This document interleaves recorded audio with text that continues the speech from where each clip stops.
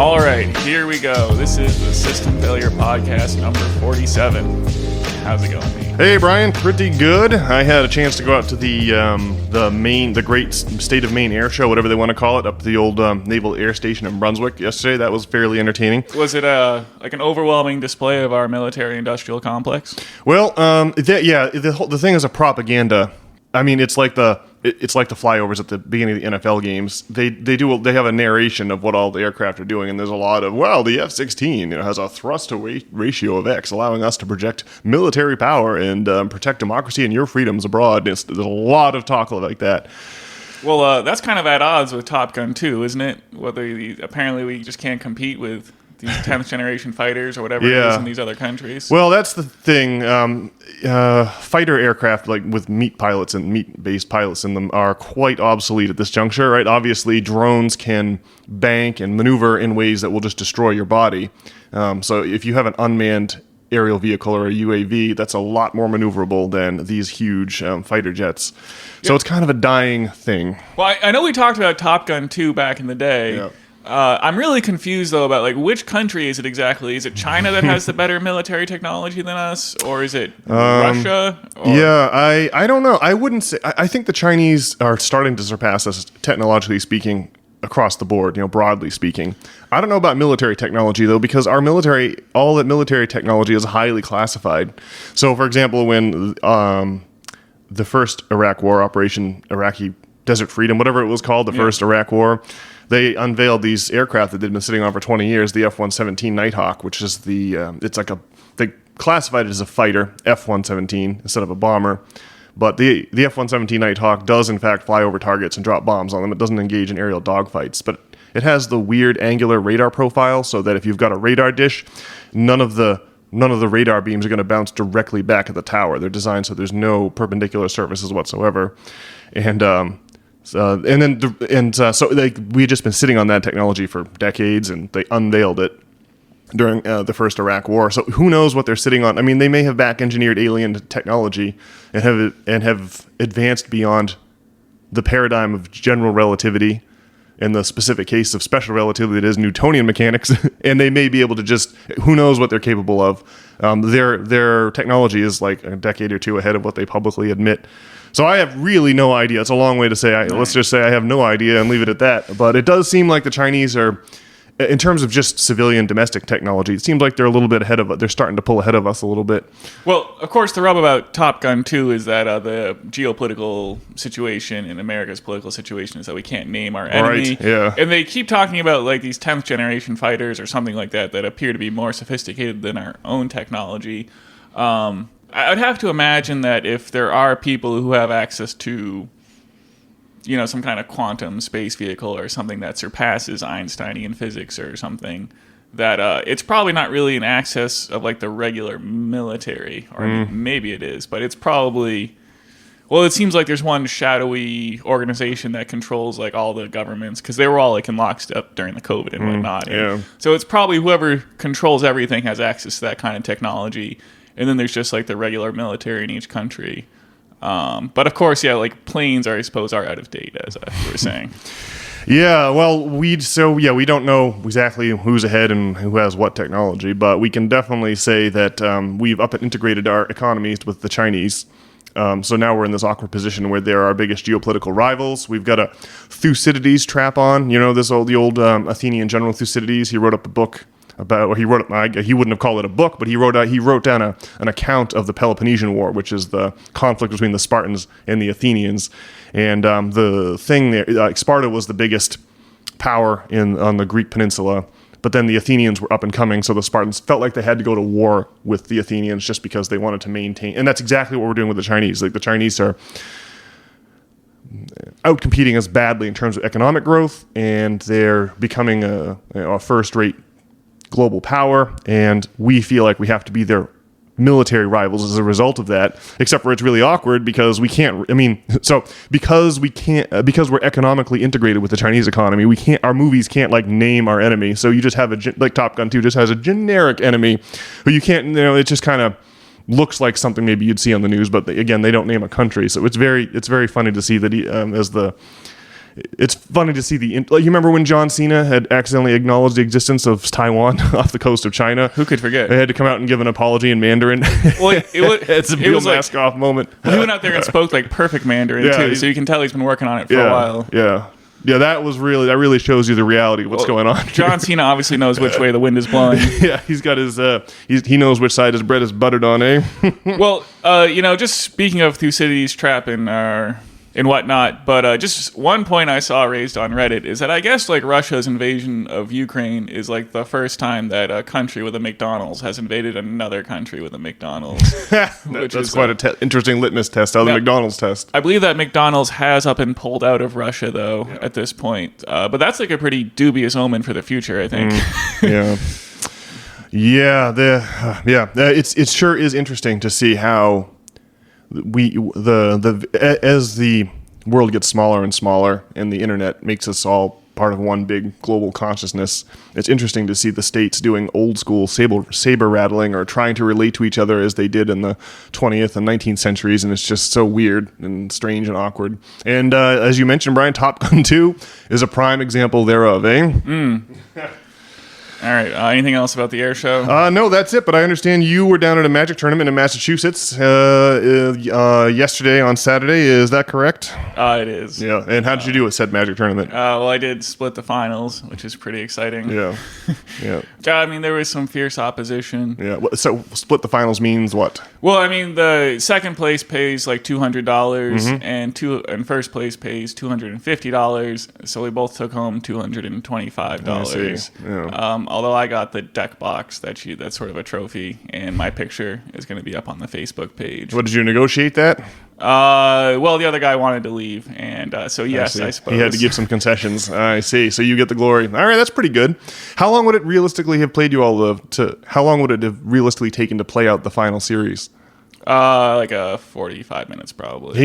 He had dinner reservations that all right, well, that's interesting, but hey, I guess it makes life easier, right? Well, for what it's worth, I did beat that guy earlier in the Swiss rounds. Although that dude is like crazily good at Magic the Gathering and is like a multi-format all-star and travels a lot and is like he's a tough opponent. But you already gave him what for, and so did. he embraced cowardice, and made up some lame excuse about dinner to get out of humiliation at your hands. Eh? Yeah. Well, I think the real story though is the chicken parm we had over at the Captain's the night before. That's the real story. Yeah. Why is the chicken parm the real story? Well, because I, basically took down this Magic tournament, and you set a personal best over at the Beach to Beacon, right? Well, I looked it up. I thought I actually was 3 seconds off my personal best. I can't believe it. I had misremembered. So I was like basically tied my personal best. 3 seconds is pretty dubious. What was your time on the 10K there? 53 minutes and 31 seconds. Yeah, I guess 3 seconds isn't too bad. Well, given the amount of chicken parm and sausages and breadsticks and Guinnesses and mead that was consumed the night before. Well, I also had stashed in my car lumache from the local restaurant Via Vecchia, which is this delicious meat-based Italian pasta, and so I brought that home and shared it with a lovely Tracy. So I had a massive belly full of pasta, but I felt great for the race, so I didn't overdo it.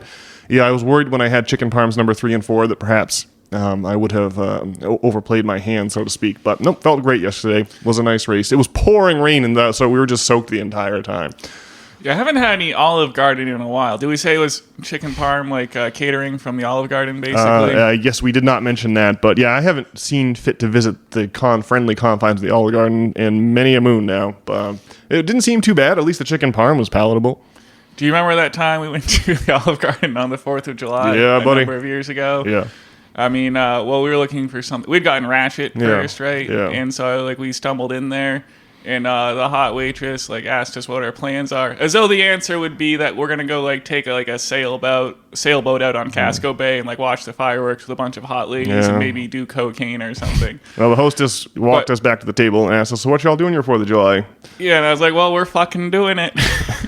Yeah, you sure shut her down. It was an uncomfortable walk. The rest of the walk to the table was wildly uncomfortable. Yeah, and then we got a miserly portion of chicken steak gorgonzola, right? I mean, the portions just aren't what they used to be, but that was 6 years ago. I can only imagine how they've cheapened their supply line and cut costs now.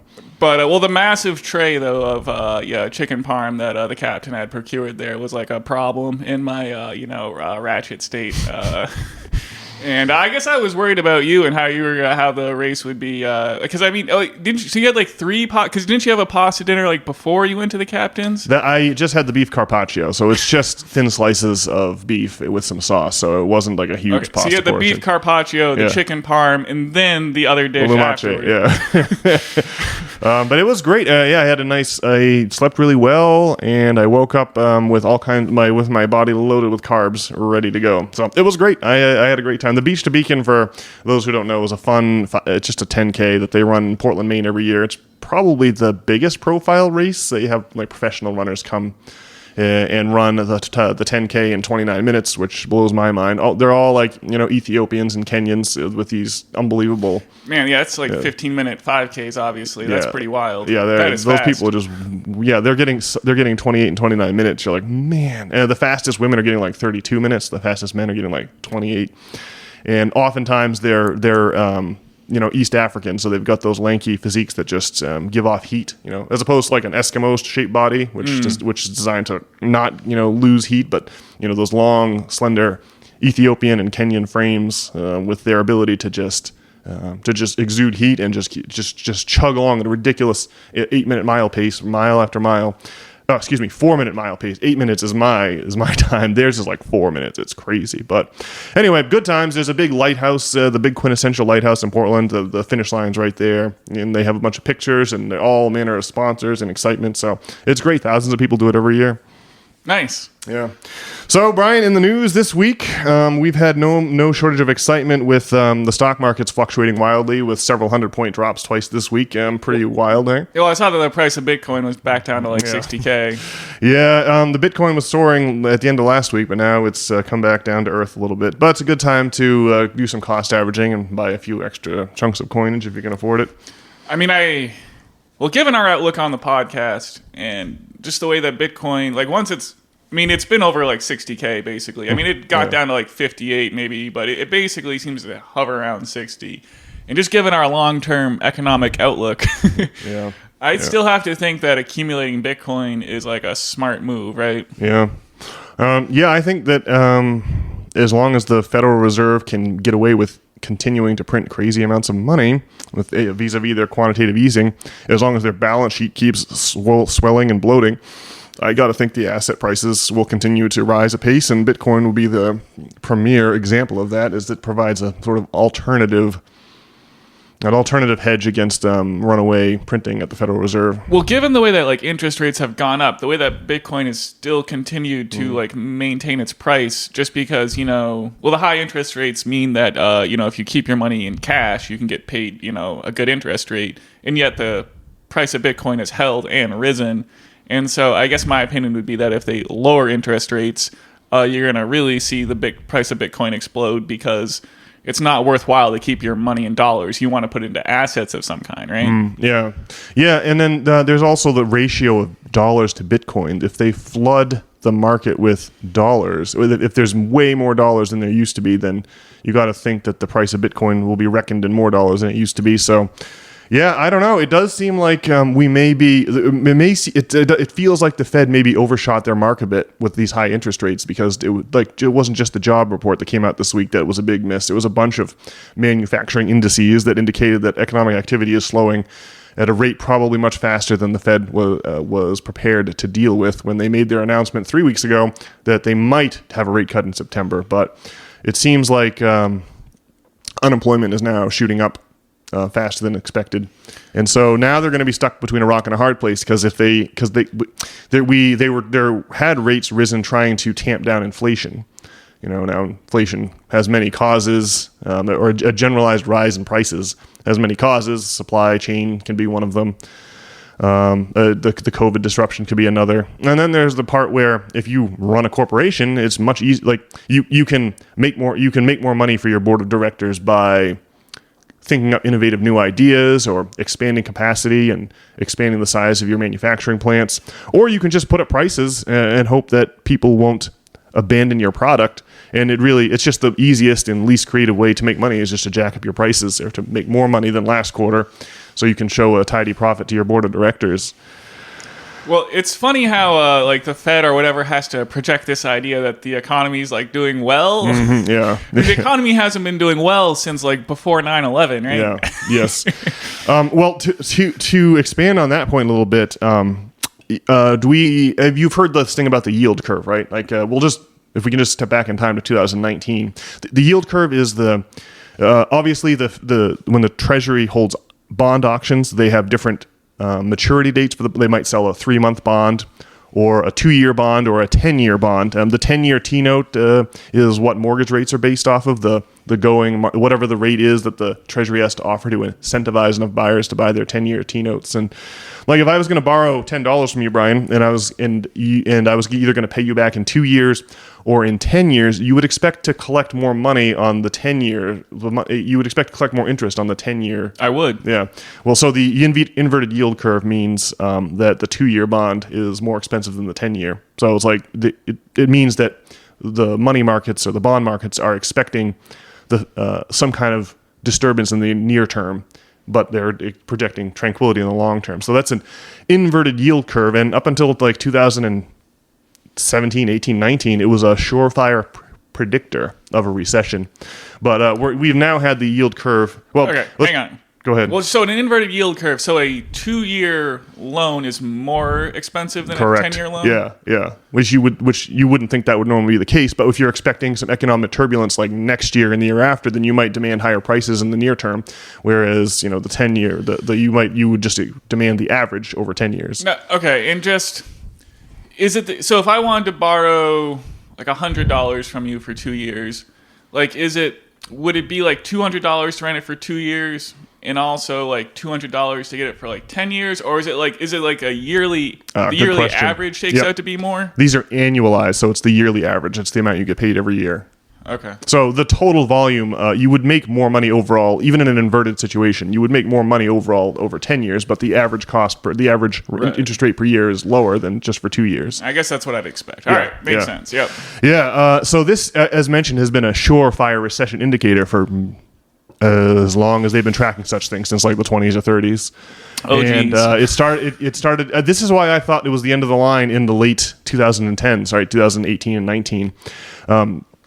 The yield curve inverted in August of 2019 and remained inverted all the way up until June the 1st, 2020, in the midst of the COVID madness, and when we printed an insane amount of money to deal with that situation.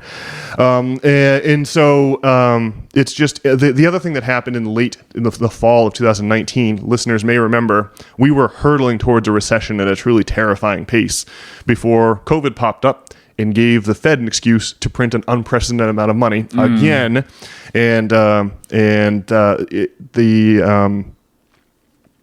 way that this appeared in the newspapers was the repo market, which is the overnight rate when one big bank loans to another. Like that thing started to go crazy in late 2019. People couldn't find sellers to buy. Like if you're a huge bank and I'm a huge commercial bank, right? We have reserve requirements. They're right now set at 0%. But the way that the Fed can target a specific interest rate is by fiddling with the amount of reserves banks are required to keep in their fractional reserve lending system, right? Like if you have $1,000 worth of money that's been deposited at your bank by depositors, the reserve ratio is how many of those dollars you have to keep and how many you can go ahead and loan out. Right. Well, in 2019, the Fed decided they wanted to start unwinding their balance sheet. That is to say, all the quantitative easing that had been going on since 2008 to the tune of $6 trillion, all that quantitative easing, they wanted to start not resubscribing to that debt, but to start to not have to keep buying it, not have to keep reinvesting in bad debt and just reinvest in less quantities of bad debt so that their balance sheet, the volume of debt on their balance sheet starts going down. And within a couple of months, we had an inverted yield curve and the repo markets where big banks trade with each other to get. So if I'm short on the amount of deposits I need to have to match my federally mandated reserve requirements, I'm going to just borrow a couple millies from you at an overnight rate and then give it back to you tomorrow, and you'll get to just make a little bit of profit off of that. Right. And the amount that the banks that had extra money were charging the banks that were short on money on an overnight basis, day after day, was just going up and up and up and up to where banks were having to take a huge haircut just to meet their reserve requirements. And so as things were looking ominous in the last month of 2019, what happened? Well, this virus appeared out in China, and we locked down the economy in early 2020 and printed in a truly shocking amount of money again. And so, then that seemed to stabilize the markets, like the yield curve uninverted that June. And so that's how we got out of tumbling into a terrible recession in 2019. The COVID came along just at the right time to where we could justify another huge round of money printing that matched 2008. Well, back in 2000, like those short-term loans, or is there a name for that? Or repo markets, overnight repo. Well, there was just, I remember a lot of talk about it on Planet Money and whatnot on NPR back in 2011, and of course, that's like what ushered in the whole 99% thing, which ultimately got quelled. And it is interesting that the same thing was happening again, but then got quashed by the COVID. And they just keep trying to kick this can down the road. Yeah. There's a lot of debt we do not want to admit is never going to be paid. Huge amounts of bad debt piling up out there, and they don't have a good way to deal with it. It's either foreclosure on debts like mortgages that have that kind of collateral, or you just have to admit that these assets aren't worth the value that you put them at on your balance sheet. Well, I'm reminded of that famous scene from The Simpsons where, Homer's got a lobster, Mr. Pinchy's, he throws in the fish tank, and the lobster starts dying because it's not salty enough, so he had some salt, but then the fish starts dying, so he had some water, and they just have to find like a happy medium between the need to make money and like a social uprising and whatnot. And because there's no real system, they just have to kind of, whatever puts out the biggest fire in the short term, that's what we're gonna get. I can't wait to see balancing act. What crazy cataclysm is invented to deal with the next financial crisis, because it seems like obvious that if they just do what they did in 2011, then some 99% tourism will break out, and we'll realize who our real common enemy is, right? Yep. That's they're trying to forestall a popular revolt, but still take all of our money. It's a careful balancing act. It's a tough one. That's why they have to have candidates like Sleepy Joe Biden and the vice president there who are all fired up about abortion, but have nothing to say on the burgeoning wealth inequality that threatens to shred the very fabric of American society. And of course, the sequel to all this is that the yield curve inverted 2 summers back in July of 2022 and has been inverted at least on the 2-10 basis ever since. And so now we've got a real issue on. There are, as mentioned, many causes for inflation, but the way the Fed fights inflation is by jacking up interest rates, making it harder for entrepreneurs to succeed, and getting a bunch of employees fired so that they can no longer consume, and so demand drops and so prices fall. Right. So the way that we deal with inflation isn't dealing with supply chain issues or corporate greed. It's by just disciplining workers and getting a bunch of them fired. Keep firing workers until prices come down to that 2% range they're trying to target here. But there's still issues with inflation. Like everyone that goes to the grocery store knows that. When we say inflation is cooling, it's like the rate of climb is leveling off, but like prices are still elevated and households are still having terrible trouble making ends meet. And that reality, I think, is the real backdrop of the 2024 election that neither politician really wants to, neither the red tie nor the blue tie really want to have any contact with. But so it's interesting this week to see that, okay, well now it seems like enough people have been fired. Hopefully they can lower rates without having inflation blow up on them again. Like we're just painted into a corner. So it seems like some fireworks are starting to begin with our financial system here in the summer of 2024. So that will really lend some excitement to the election season if it turns out that we are in fact facing a recession here for the first time since 2008. When did the COVID end? It's been like 2 years? That was 2020. It's been 4 years. Has it been 4 years? So like there was that CARES Act in April or May of 2020. It was like shortly after the Biden got elected, the war in Ukraine started and like lockdown kind of ended, right? So I guess that makes sense. So I guess we've had 4 years of relative peace and tranquility. But it was like kind of 10 years, I guess it was like probably 8 years between the COVID. Maybe it was like 7 years, but just between the 2011 financial collapse, right, and then COVID, And so I guess we're going to make it like 4 years here. It's pretty awesome. Yeah, I think the things finally melted down in '08, and then Occupy Wall Street in the years after that went into '09 and 10, and maybe it was 2011. I think that's about right. 2011 when all of the Occupy encampments were simultaneously bulldozed under the Obama administration. I think that's about right. I guess that was probably the end of Occupy. Yeah, that was about it. And so it's something like 8 years between the fallout from the 2008 financial crisis to COVID, and now we're 4 years hence from that. So yeah, I don't know. It'll be very interesting to see the Fed struggle to land this plane. And then that of course leads us into the reportings of Mr. Seymour Hersh, who has a Substack. Of course, all the best news people like Matt Taibbi are now on Substack because they won't censor you. And Seymour Hersh is a man who would definitely be censored. Now, lest we forget, Seymour Hersh is the Pulitzer Prize-winning reporter who broke the My Lai massacre story in 1968 about the gang rape and wanton murder of innocent Vietnamese villagers by the U.S. military. That was a huge big deal. So he was involved in the Watergate kerfuffle in the 1970s. Didn't he talk about the pipeline in Germany? Yeah, so that was his most recent thing last year. He reported that the explosion of the Nord Stream 2 pipeline in the Baltic Sea his sources were saying, well, the Americans did this covertly because the problem there was that Germany and Russia, much like the United States and China, were inseparably linked economically by this gas pipeline. And so it blew up mysteriously. And Seymour Hersh was reporting, it's the Americans that did that. We don't want the major NATO powers to have an incentive for peace with Putin here. We want to make sure we get one over on the Russians once again. And so that's why that will be the American motivation for the sabotage of the Nord Stream pipeline. So what's Seymour Hersh reporting this week? His reporting is it's wild, man, it's amazing that their mainstream media is just mum.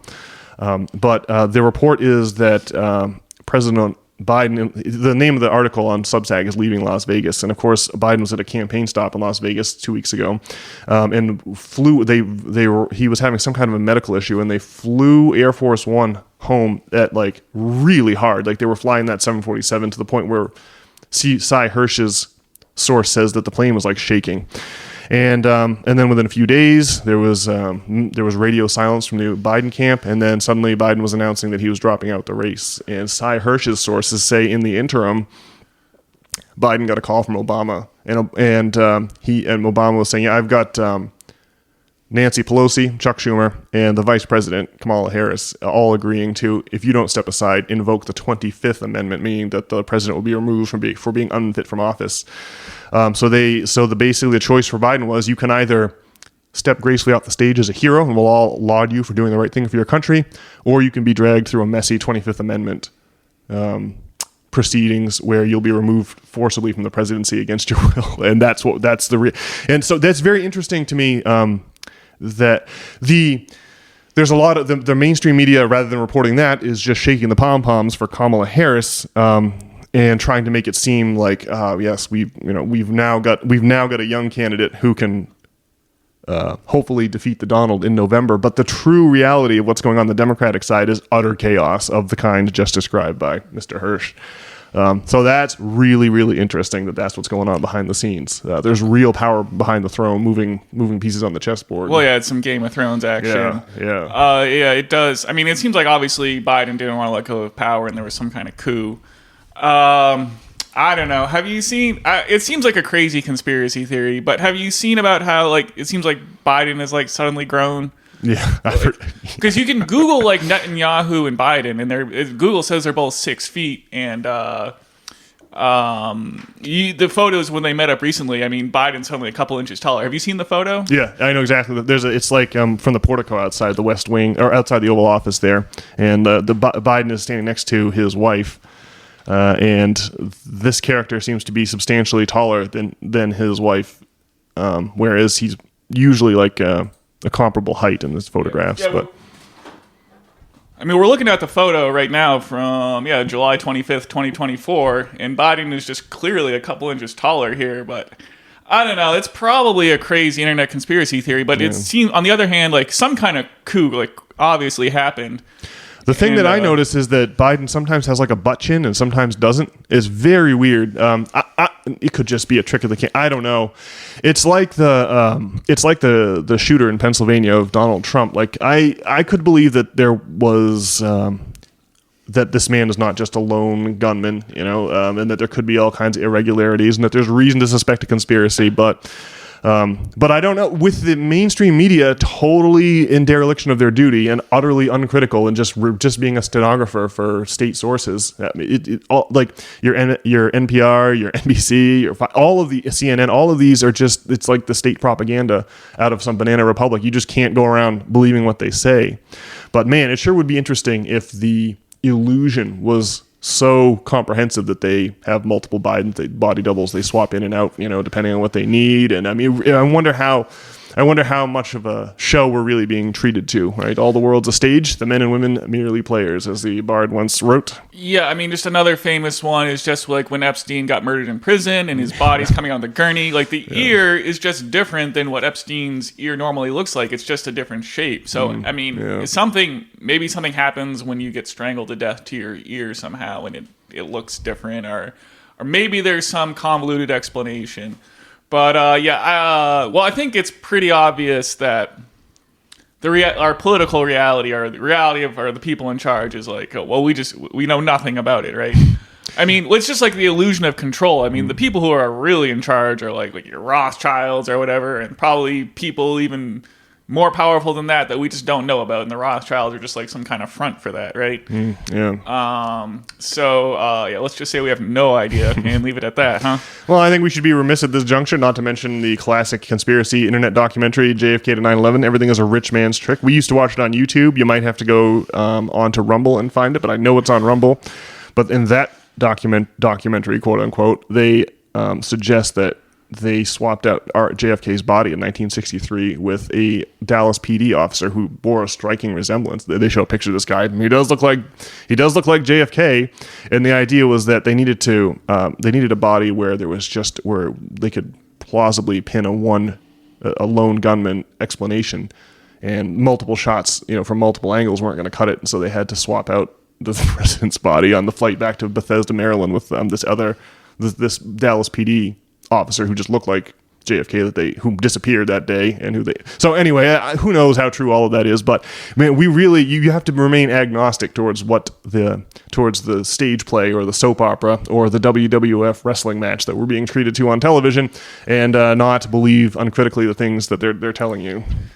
That is a wild documentary, the JFK to 9/11. It's quite a shocking thing to watch. It's either like some insane propaganda, and that like maybe the Russians are evil, like maybe it's Putin's doing, and he wants to subvert our trust in like the American spirit or something like that, or our government's like a meat grinder, and has no remorse and will do anything in the name of money, and I mean, which one of those is more likely? I mean, it seems like this. Well, the second case seems like manifestly, like obviously the case. Just look outside. I mean, like obviously. Like, our government's not able to take care of its people. We got tons of homeless people. The food is terrible. The healthcare is terrible. If you get injured, you're just like effed, right? I mean, you can't pay for like medical bills, right? Even if you have insurance, you're going to get crazy bills, and they're going to do everything they can to expose you to medical bankruptcy, which is medical bills are the number one cause of bankruptcy in the United States today. Yeah, I mean, you just graduated from high school. Let's set you up with 6 figures of debt to get you set going into adulthood here. Yeah. It's crazy. It's kind of, I think, like going into college, it's like the adult circumcision, right? So you like just been born. Let's mutilate this child's penis. That'll get him, going in the right direction. And then now you've graduated high school. Let's mutilate him again with 6 figures in debt. But not only will his body be disfigured, but his mind and spirit will also. Yeah, the people's balance, the young kids' balance sheets will be destroyed irretrievably. It's going to be awesome. They'll be slaves to the system. It's terrible. Well, all this wild conspiracy talk makes me think of the hexagon on Saturn's South Pole, crazy hexagon. Maybe it's just some kind of a geological. There's two pairs of glasses here. Either it's just some odd astronomical phenomenon, or there's some meaning to the fact that the hexagon, which like the hexagon is one of these, like it represents dimensionality. It's like the system failure symbol is a yellow hexagon with a dollar sign inside of it, with a gear and a dollar sign inside of it. And it's a hexagon because the hexagon is a classic symbol of dimensionality. If you take a cube in 3 dimensions and flatten it into 2 dimensions, you get a you get a hexagon. If you take a hexagon and draw lines through from each corner to the opposite corner, it'll be a hexagon split into 6 pie slices, and that looks like a 3D cube. If you had a wireframe of a cube popped out into 3 dimensions, that's what it would look like. Just draw like a 3D cube and then color it in, and you get a hexagon, right? Yeah, that's it. Yeah. It gets into the sacred geometry of Plato, where there's strange coincidences between the 2 and 3D versions. But anyway, it's this ancient symbol of the black cube is this ancient symbol of mysticism. It's in the Jewish Kabbalah. There's some Jewish sects that even have a hat that has a black cube on it, and of course in Islam they worship a black cube in Mecca, right? They circumambulate. That's what the Hajj is. You go to Mecca and you circumambulate around this black cube. So that could all just be a wild coincidence. Or you could believe that there's something that reality is not at all what we're being told it is. I don't know, but you just have to sort of be agnostic. You're sitting there watching JFK to 9/11. Everything's a rich man's trick. Well, you got to be agnostic as to what you're seeing, but you don't want to believe crazy conspiracies, but you also don't want to believe the state propaganda being pumped like sewage out of Washington. So it's a really with the news media being, as I said, derelict in their duty, it's really tough to figure out what's really going on. Much harder than it has been in the past, or at least it feels that way to me. Well, I think it's important to have a sense of humor and kind of be like self-determined and whatnot. Yeah. And I think your only hope, is just to follow your own moral compass, basically, and just sit back and laugh at what happens, and like not let yourself like slip into degradation, basically. Yeah, I think humor really is an important part of all of this. I think you're right. You just have to laugh at the ridiculous news reports coming out of Washington, and you have to laugh at the crazy documentaries available on YouTube, and and be able to consider multiple options, hold them in your mind, multiple realities at the same time. We just have to be agnostic. Well, I think it's important to like try to like eat healthily and be mentally agile as well. And you just got to be able to like adapt to whatever madness our reptilian overlords are gonna throw at us here. Yes, I think that's the recipe for success, Brian. Try to keep a level head and don't be disconcerted by the odd goings on. And just keep your ship pointed into the waves, right? Yeah, that's the ticket. Well, speaking of pointing our ships into the waves, we have a major announcement here on system failure. We are going to have an interview with a man who has been quoted on this podcast many a time by yours truly, and that's going to be Dr. Michael Hudson. Dr. Hudson's the author of such mind-bending books as Killing the Host, which is about the parasitism of the financial sector of the economy. He has another book from 2017 called And Forgive Them Their Debts, which is for those, you might just go on Wikipedia and read a synopsis of And Forgive Them Their Debts. It's very it's very dense philology. There's a lot of talk about this Babylonian word and Indo-European languages and whatnot. What does philology mean? Study of language. I see. Yeah. The book is great because it suggests that Christianity really was financial based all along, and that the eschatological or end of the world focus of Christianity reflects the fact that the people who formalized the 4 books of the Gospel and the New Testament were living through what they considered to be the end of the world as the Roman Empire collapsed around them, and that the source of that collapse was neither a mystery to the Roman historians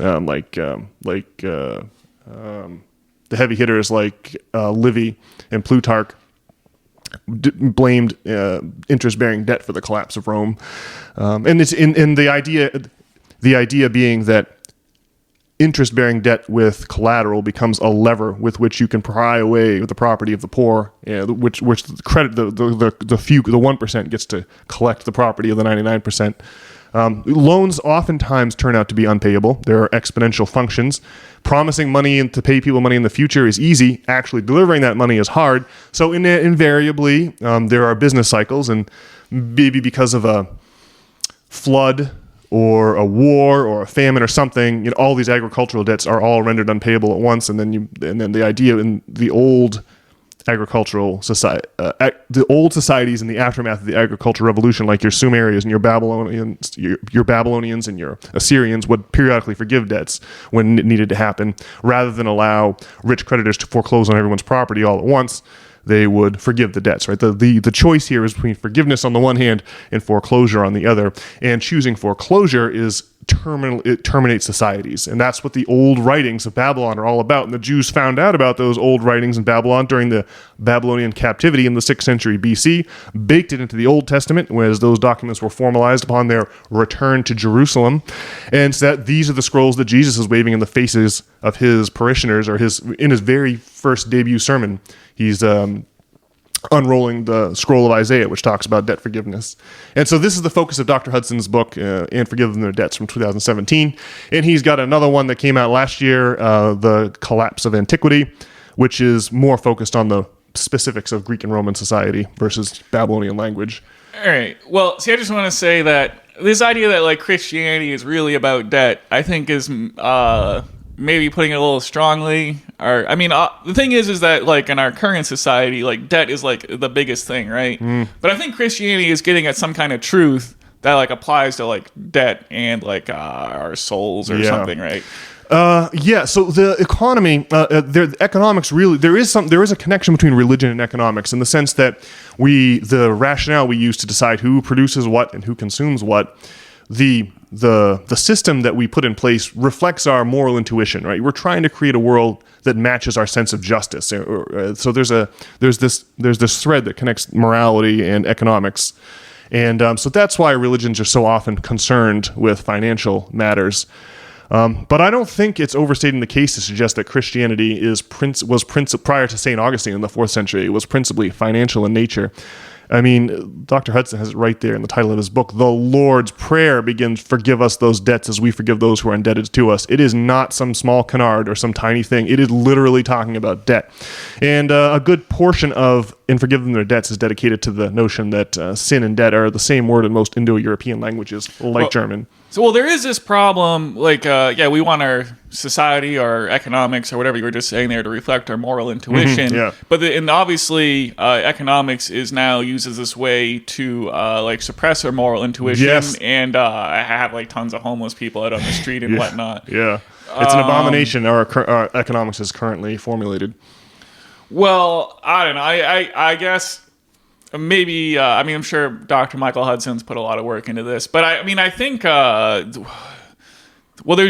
it seems like there's more to religion, though, than, there is something about your soul or something, or there's something going on there that is like more than just like money in this material world, though, right?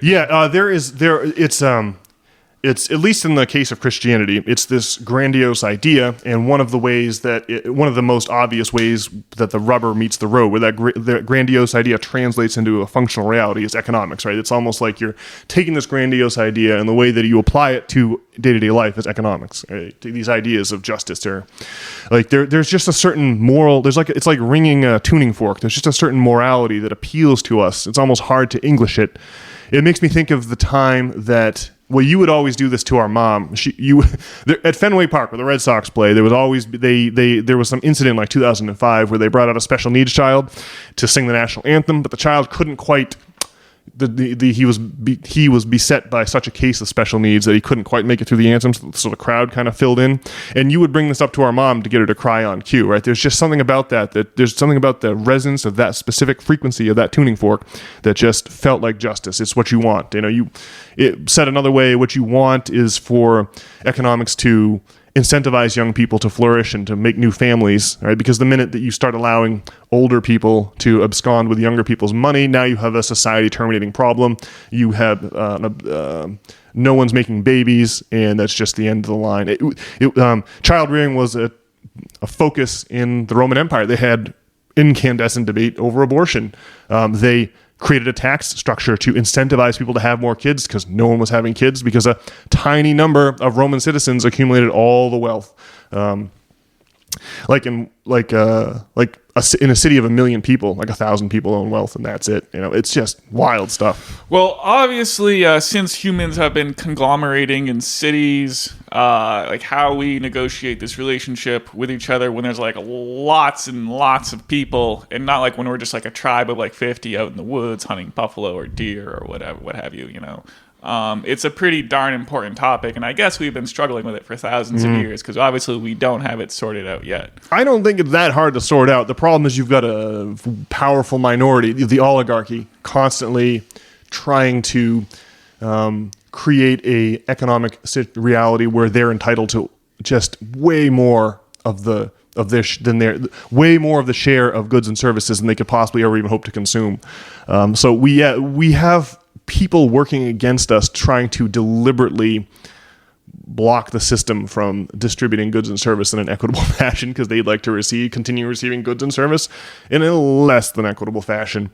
Yeah, the masses can be like persuaded by sleight of hand tricks and sort of get befuddled into doing what's against their interest. And you can just see it playing out in the election cycle where people are going to vote for an R and a D is completely against their interest to do so. And the more democratic society becomes, the more we have to trick the electorate into agreeing to these economic arrangements. And so that really is the state of play in the Democratic Party right? The Republicans can just nakedly advance the interests of business owners and Wall Street without having to have the big illusion or a stage play or a distraction.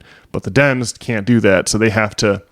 We say that every week, but they have to dust off the old abortion playbook and send it back in for the fourth quarter, despite being old and aged, because that political football in play gives them something to talk about that's not, we see now that everyone's in terrible debt, except for a tiny minority of us, and the food's getting worse, and the regulatory agencies aren't functioning, and no one can afford a house, and all of these things, we have to try to put those huge monsters in the closet where no one can see them, and instead, wave this red cape in front of the electorate. How can we make this trope fresh again? Well, you get the Supreme Court to overturn Roe v. Wade, and which makes you wonder about the whole kayfabe business and how planned out this all is and whatnot. And in any case, it's like obvious that voting for an R or D is like a disaster. And, but yet we're going to fall for it again here. Yes, in a indeed. couple months.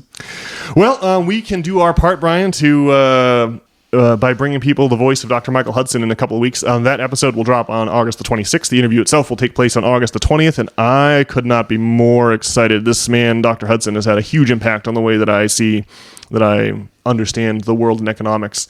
The man's in his 80s now. He grew up in the Depression. His parents were labor militants, or they were involved. They were academics, but they were heavily involved in the labor movement in Minneapolis, I think is where he grew up. And as such, some of the Soviet bigwigs who ran the Politburo under Lenin in the early days of the Soviet Union, I guess, all got exiled by Stalin eventually and had to come stateside, right? I think it was 1954 that Leon Trotsky was assassinated in Mexico City. So a decade or two before this,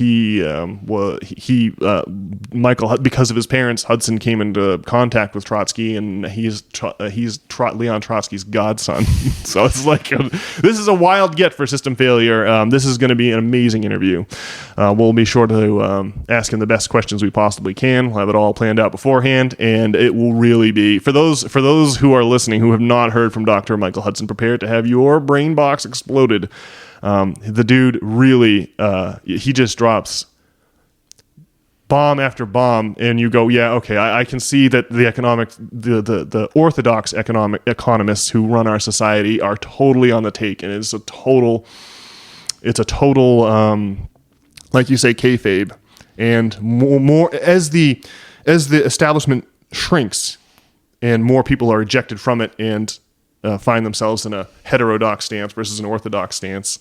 We're getting some really interesting voices, and these are the colleagues of Dr. Hudson down at University of Kansas City. There's also Stephanie Kelton at University of Melbourne, Australia. There is Dr. Steve Keen at the New School in New York City. There's Professor Richard Wolff. Some of these people, Dr. Stephanie Kelton had a big documentary this year Rick Wolf has been on Lex Friedman's pod about a year or two ago. So these are some, Rick Wolf has also been on the Bill Maher show, whatever. What do you call Bill Maher's show? Real Time. Real Time with Bill Maher. Yeah. So Doctor, there are no heavier hitters than Dr. Michael Hudson, and we are just thrilled that he's gonna come on the System Failure Pod and entertain you all with some truly shocking economic heterodoxy. It's gonna be awesome. I cannot wait, Brian. It's gonna also oddly be episode number 50 exactly. Nice. Yeah. So, yep. Well, what else you got for our listeners today, Brian? I think that's going to about do it. Yeah, I think that's a good wrap for today. We'll call it a pod there. I shall encourage all of our listeners to send us a note. Let us know what you think of our crackpot conspiracy theories or how excited you are about the impending interview from Dr. Hudson. You can email us at not@substack.com. And if you head on over to not.substack.com, you can also read some exciting essays that come out every week. It's completely free to sign up, and I think you'll find the essays to be quite entertaining. So with that, Brian, let's bid our listeners a wonderful week, and we'll talk to you all soon. All right, we'll see you.